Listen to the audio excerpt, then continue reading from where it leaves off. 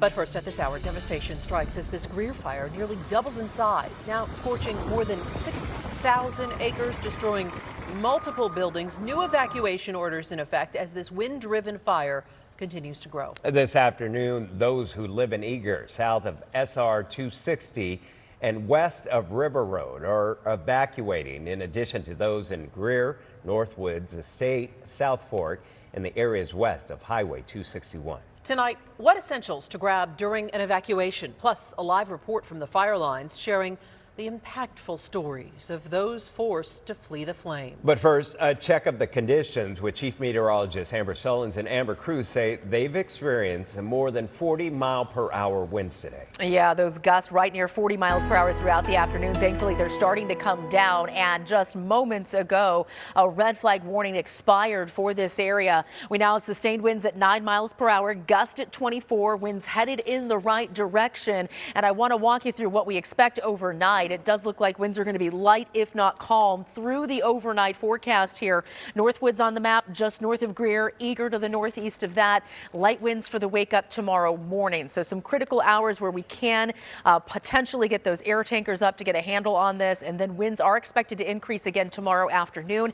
This is 4 o'clock in the afternoon. They're not going to be as strong as they were today, but sustained winds still on the order of about 10 to 20 miles per hour with gusts near 30 miles per hour tomorrow afternoon. Then we see those winds lighten up again Thursday night into Friday. But here's a look at that wind situation heading into the weekend. They will crank up Saturday and especially on Sunday. And Sunday, some critical fire weather conditions with gusts near 45 miles per hour once again.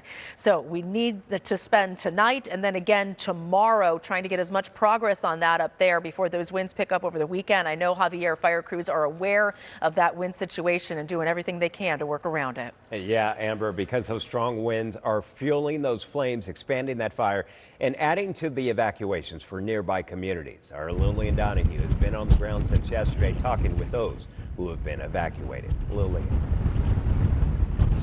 Yeah, I'm here right off of Highway 260, just north of it. But if you look on the other side, this is where that evacuation notice came out. They sent out about 50 people, law enforcement, to go in, knock on doors, tell people to leave immediately as the fire had started to get closer to this neighborhood just south of Highway 260. Now, in the past few hours, I spoke with a couple this afternoon just a little bit before their neighborhood was evacuated. They loaded up their car and even helped their neighbors do the same. Both work at the Round Valley School District, which was virtual today due to the emergency. And like I said, everybody here is really stepping in. Even if they've been evacuated, they've been helping out the situation here. Now at the high school passed out bagged lunches for all students in the district. And one of those employees helping there actually evacuated from her home yesterday in Greer. She got emotional just telling me how welcoming and supportive her community has been in helping everyone that's been displaced. Everybody is amazingly coming together.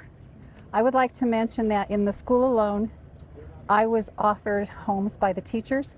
I was offered Airbnb, and it was amazing. There are ways people can help too. A donation site has been set up at the Springerville Annex building. Now, evacuation order or not, like I said earlier, everyone here is taking a part in helping their community. A lot of people that have been evacuated have gone right into the town next door to donate things, to help out their neighbors and make sure that everyone is safe. And that's really been a heartwarming thing that we have seen in midst of this emergency. There are some things, though, to note as well. The Edgar Town Hall is shut down indefinitely right now until they decide to open it back up, because a lot of the folks that work there are also volunteering and helping with that effort. And the town is also asking people to conserve water usage as they're trying to make sure that there's enough water in the area for these crews to attack the fire. Back to you. Lillian, thank you. And when you get that call to evacuate, you might not even be thinking about what happens next in all of this, what you need to bring with you. Your first thought is likely just get to safety. And that's the most important thought. But here's what you need to know. Grab essentials, important documents, and financial information.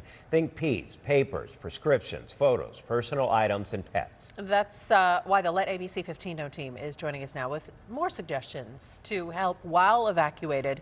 Here's Christelle Bell. Yeah, many folks are hoping for the best, but yet preparing for the worst. But in the meantime, there are a few things that you can do to protect yourself. First, you want to document your expenses, keep receipts for everything you've purchased during the time you've been evacuated. Next, contact your insurance company or agent as soon as possible. You want to understand your coverage, your limits, and also understand what documentation you would need to file a claim. Keep all of your documents and communications with your insurance company organized. You can actually use a binder and write down notes during every phone call and also document who you spoke with. Do not give out any original documents to the insurance provider. Always make a copy. Now, protect yourself from scams because we know scammers will try to take advantage of disaster situations. So verify any insurance adjuster or public adjuster. Make sure you know who they are and who they say they are. Check their license and be cautious about reacting to calls that you did not initiate. Also, remember, you don't have to make a decision right away. Take a moment to do your research. If a salesperson or insurance adjuster pressures you, that's a red flag. And protect your personal information, especially with unknown people and companies. I'm Christelle Bell. Got a consumer problem? Let ABC 15 know. Yeah, some really good reminders, Christelle. Meantime,